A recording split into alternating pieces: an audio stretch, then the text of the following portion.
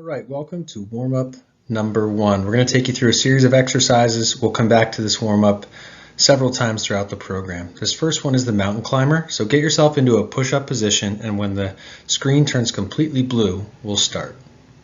Ready, go. You're going to stay in a push-up position, alternating, driving your knees forward toward the arm that's on the ground. Continue doing that for 30 seconds. You're just about halfway there.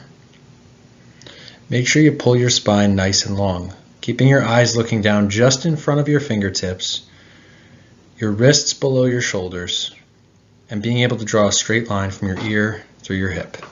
Very good. Next, we'll go to the fire hydrant. We'll start on hands and knees. And for the first round, you're just going to lift your leg up to the side. Again, we don't have to start until the purple square has disappeared. Ready, go. Be deliberate about these movements. Take your time. Focus on keeping both hips the same distance from the ground, despite the fact that you're lifting one of your knees out to the side. So for right now, let's just focus on that left knee. Brace yourself. Keep a nice stable base, even though you're only on 2 hands and 1 knee. Good. All right, let's switch sides. So now we'll go to our right leg. The same cues I just gave you. Keep yourself stable. Keep your hips the same distance from the ground. We're just going to work on the outside of that right hip. Good. You're past halfway already. Just a few reps left to go. Keeping your eyes focused a couple inches in front of your fingertips. Now we'll go to our quadruped rotation. So you're going to start on all fours. You can keep your left arm on the ground. Put your right hand next to your ear. And we're going to twist, opening up your body. Ready, go. The athlete on the screen is moving a little bit fast. You can certainly go slower than he is. He's also keeping his eyes focused on the ground. But what I want you to do is open your eyes up to the side when you lift your elbow up over your head.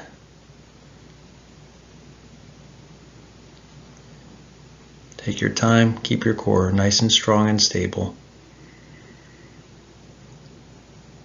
Only 1 rep every 2 or 3 seconds. That's all we're looking for, and time. Now we'll switch. So you can put your right arm on the ground and your left hand next to your left ear. Slow rotations. Taking your time, being very deliberate about how we move. That's how this warm-up is going to go. We want to be very deliberate, prepare our body appropriately for the workout of the day.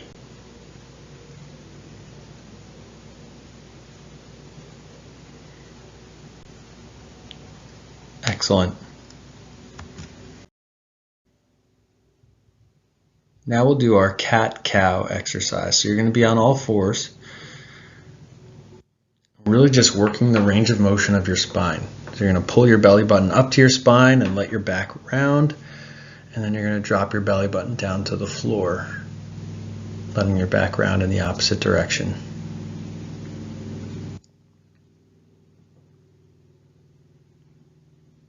Really nice job. Take your time, getting a little forward and backward tilt of your hips.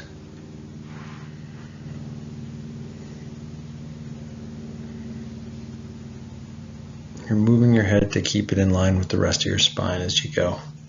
Very good. Next we'll do our pogo hops. All we're going to be doing is hopping about 1 or 2 inches off the ground, staying in place. And I really want you, just like you see our athlete doing on screen, to focus on keeping your feet right below your hips, keeping your knees between your feet and hips. Ready, go. The pogo hop is a pretty quick exercise. Over the course of this 30 seconds, you may get 40 or more reps. Take your time, land softly. Every one of those reps is an opportunity to get better or to get worse at jumping and landing. So we want you to take your time, absorb all those forces appropriately. Nice and soft feet. Slight bend of your hips. Definitely a bend of your knees. End time. Our last exercise is a skater hop. We don't want you to break any world records, so we're not jumping too far, but all we're doing is moving from side to side, just like our athlete does here. We want you to do your best to freeze for a split second when you land on each foot. Ready, go. This gives us a chance to practice a little bit of plyometric activity, jumping and landing, but also agility, because this is what you do when you change direction. You plant on one foot and go in the opposite direction. The skater hop is a perfect way to practice that. Just a couple more seconds to go. We are almost done with the warm-up. All right, so let's finish up strong. 3, 2, 1. Have a great workout. All right, everyone, welcome back. It's for day 3. I hope you enjoyed the warm-up. We're going to take you through another plyometric and lower body and core day today. So we're going to start with our plyometrics. To do that, we're going to do a 25% vertical jump. So instead of that quarter squat, this is really just it's a small jump where we want to focus on landing in that quarter squat. So this is really landing focused, right? So we're going to do 3 sets of 5 here of our 25% vertical jump. All right, so Henry, landing nice and soft. You guys get started too. Land soft, drive your hips back, keep your knees right over your shoelaces. Perfect. Very good job. Good posture. Pull your spine out nice and long, right? Stretch your spine out. Very good. Okay, so that's our first set. Catch your breath. This one shouldn't be too hard. We could turn to the side maybe just so we can get a view of your spine and your hips. All right. Very good.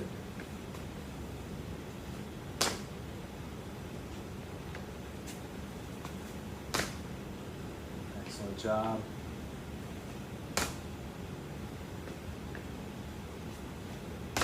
Good, Henry. Just remember, driving your hips back. He's doing a great job of that, all right? That really helps absorb a lot of those forces, all right? Last round here for our warm-up.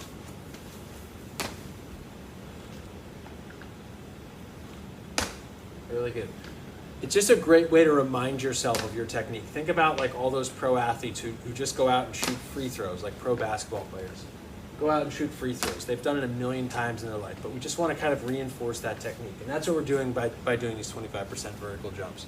All right, now we're going to go to a forward jump. So I'm going to have Henry go way back in the room.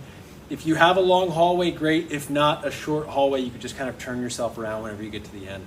All right, so we're going to do 3 jumps. Take a little second in between each of them. We're going to start with like 25%. So if we're going to go like in terms of a distance, maybe that's like 1 to 2 feet. So not too far just yet. Good. Land nice and soft. Hips go back. Knees stay right over your shoes. Good. 1, 2, 3. Perfect. All right. So that's 25%. Now we're going to go to 50%. So a little bit further here. You may have to turn around on this one. We'll see how we go. Landing soft. Driving your hips forward. Good, Henry. And we'll get nice. We'll get a side one. Driving hips back. Spine is in a good position. Okay. So that's 3. Catch your breath. Now we're going to go 75%. So generally speaking, a really good forward jump would be further than your height. So if you're 6 feet tall, 6 foot plus would be like a really good jump. So we're probably getting close to your height. If you feel comfortable jumping that far at our 75%. Really good, very explosive. When you get to like professional sports, like football players, sometimes those players are jumping 8 feet really far. Excellent. All right, so there's our 75%. And then this 100% is our last round. Really explosive. Still trying to land perfectly. So I don't want you to jump 100% if you're not landing perfectly in that quarter squat position. All right? Good. Soft landing, great technique. Excellent. Good, Henry. All right, last rep. Okay, very good. So now we're going to go to shake your legs out if you need to. We're going to do a little lower body strengthening. So we have a little bit of a circuit here. It's like sort of a tricep. So it's going to be an eccentric body weight squat. That means we're going to go down slowly. You're going to count 3, 2, 1 as you go down, and then stand up regularly. All right, we're going to do 6 of those. Then we're going to do single leg calf raise. So you're just going to go up and down on one foot. We'll do 7. Then you'll go 7 on the other foot, and then you're going to do 7 on both feet. Okay. So eccentric body weight squat for 6. And then 7 calf raises on one leg, 7 on the other, and then 7 on both. Okay? We'll do 4 rounds of that. All right, ready? Set, go. Good. Take your time on the eccentric. Eccentric is just that part of the movement. Really good. Excellent. It's that first part of the squat where we lower our body down.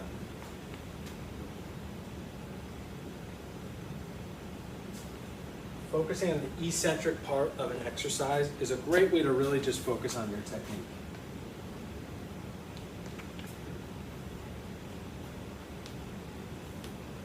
The single leg calf raise is actually harder than it sounds. It's tough to balance. If you need to hold on to something, please do. If you're able to focus and get a couple good reps in without balancing on something else, that's okay too. We're going for 7 reps on the calf raise, and then we're going to go 7 reps double leg calf raise.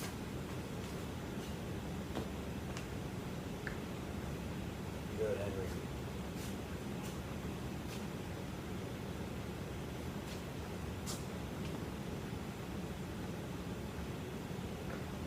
Excellent. All right, so round 1 of 4 done. All right, this is a little bit of a build-up from our first session. Very similar exercise, just making it a little bit tougher. Slowing down the squat with that eccentric, and then going to the single leg calf raise. So that's just kind of a slight progression of those exercises. All right, round 2. Time. Yeah, great way to focus on technique. It also challenges you a little bit more. It's a little bit more time in that squat. Good. Remember, everyone, keep that spine nice and long. Knees are staying over your shoes. Hips are going backwards.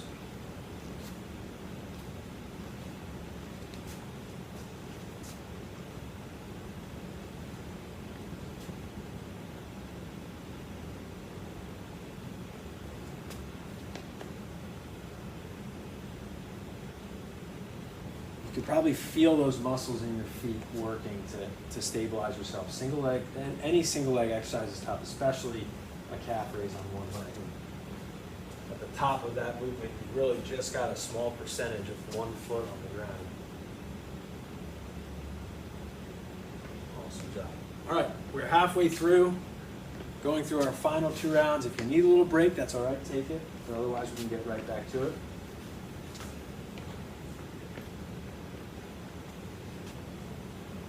We haven't gotten to the point where we're talking about adding weights or things like that.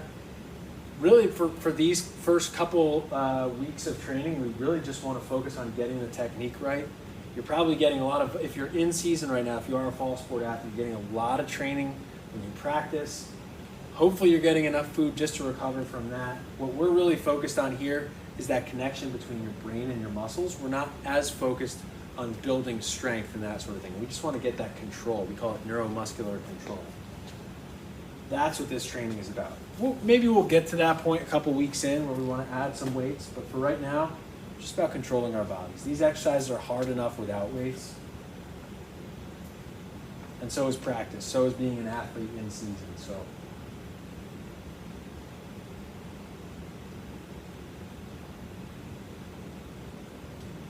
really good.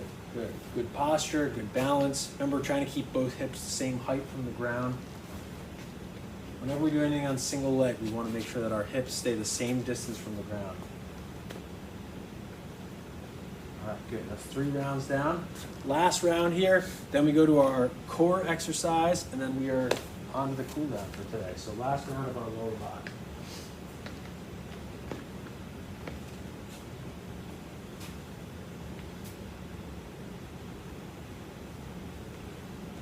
Really good, Henry.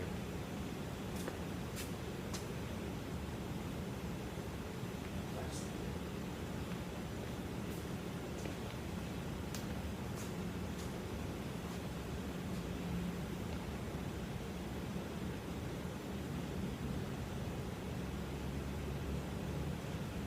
We haven't really talked about this, and I wouldn't want you to be doing jumping and landing and agility exercises without shoes on, but you know, if you were to do something like a single leg calf raise, squat without shoes on, and that helps you get a better feel for the ground, that's okay too. But when it comes to doing things like those athletic movements like jumping and decelerating and accelerating, we really, you know, we want to make sure that you have the right foot there.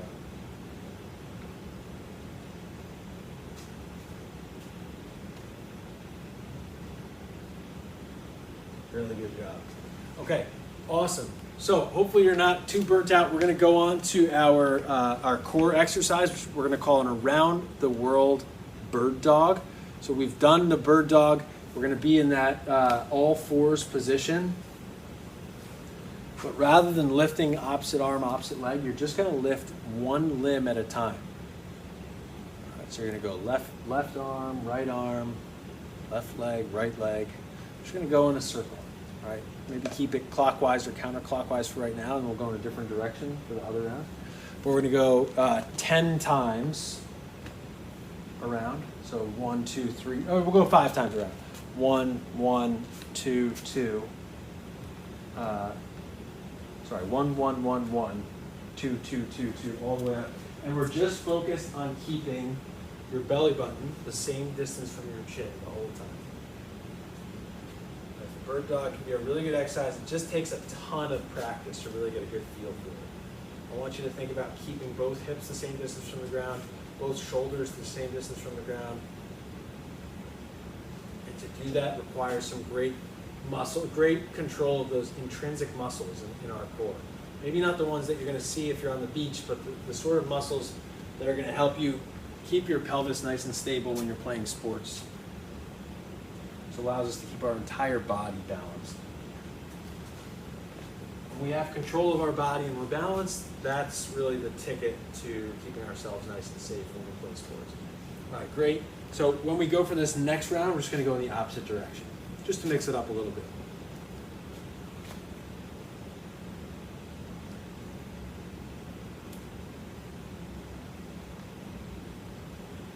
Good, Henry. Really good. Nice, slow, deliberate movement can be really, really valuable as we train for sports.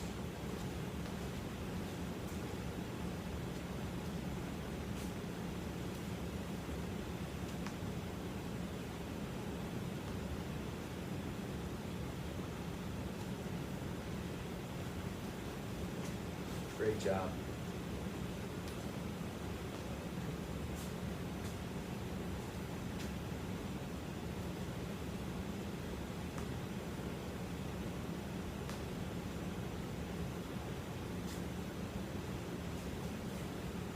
Control. Again, keeping your hips the same distance from the ground. It sounds simple. It's not as simple as you think, though. Okay, great. So one more round here, and then we'll move on to our cool down. So maybe we switch directions again, just to sort of change up the rhythm.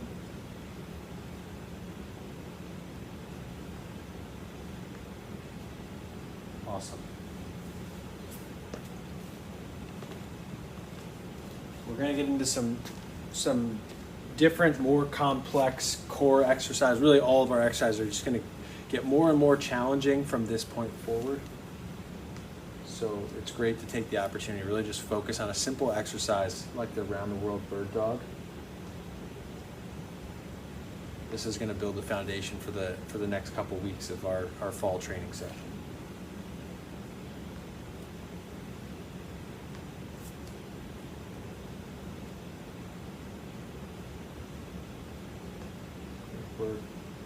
Keep that belly button tucked.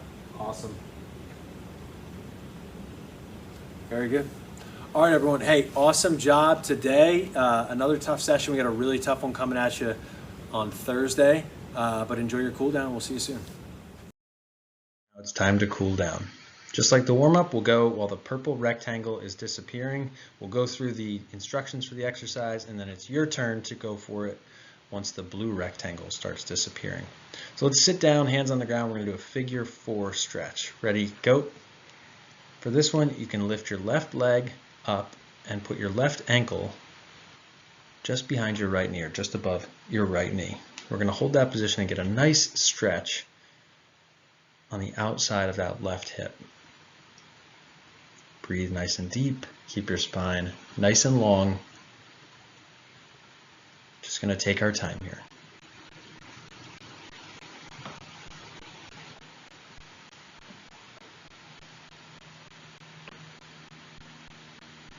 Very good. We'll switch sides in just a few seconds. Just be prepared. Very good. Let's switch.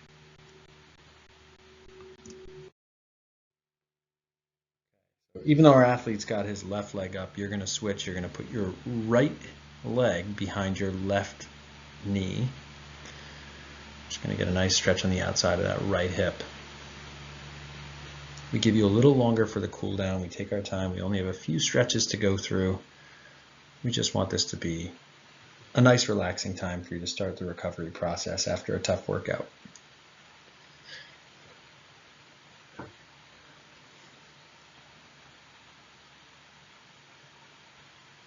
Remember to pull your head up nice and long. Keep that spine long. We'll stay seated for our next exercise. Very good. So now we're going to do our butterfly stretch. You've probably done this many times. I want you to think about keeping your spine really long during this stretch. You're going to need a little stretch on the inside, those adductors that we were working in our warm-up. Ready, go. Pull your spine long. As you feel comfortable, you can lean a little bit further forward.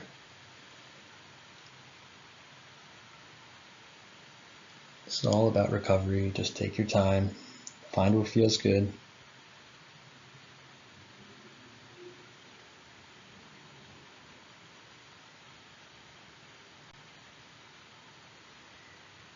Well beyond halfway, just a few seconds to go. Get to our fourth exercise, which is going to be the child's pose. You'll actually get into like a hands and knees kneeling position to start. And here we go. Hands and knees, then I want you to really stretch your arms out overhead. Get a great stretch here. If you sit down on your heels, you might get a little bit of a stretch in the upper thigh, which is great. Also going to get a nice back stretch. So make your body really nice and long here. Take your time, breathe deep.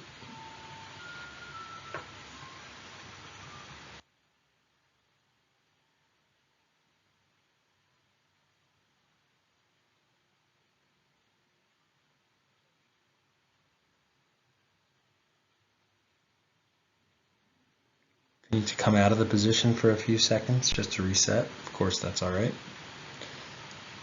It's all about doing what's best for you. About a quarter of the way there, a couple seconds more. If you ever want to come back to any of these exercises, you are more than welcome to do so.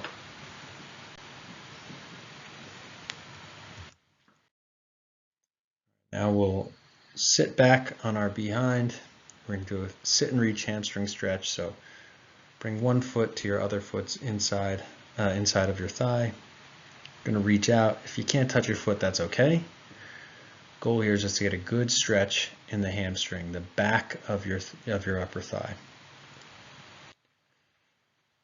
Do your best to keep that bottom leg straight, and really do your best to keep your spine straight. Our athlete here is flexed pretty far forward, but as you can see, he's sort of lost that alignment of his spine. So do your best to keep your spine nice and straight. It actually makes the exercise a little harder. So if you can't stretch as far, but you can keep your spine straight, I'd be happy with that. Good. About 3/4 of the way through, we're almost done with this one, and then we'll just switch to the other side, and that'll be it for today. All right, let's switch.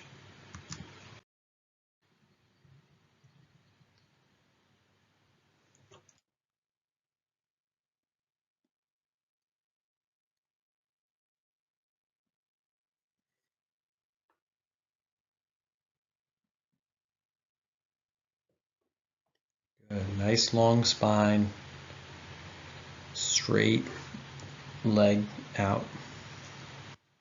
And if you can't touch your toes, that's okay. We are going to do this warm up a couple times over the next few weeks, and if you can't touch your toes now, maybe you'll be a little bit closer within the next couple weeks. So just keep it up, don't give up. Get a nice long stretch, good chance to recover after that tough lower body workout. All right, and that's all we have for today. Thank you so much. See you soon.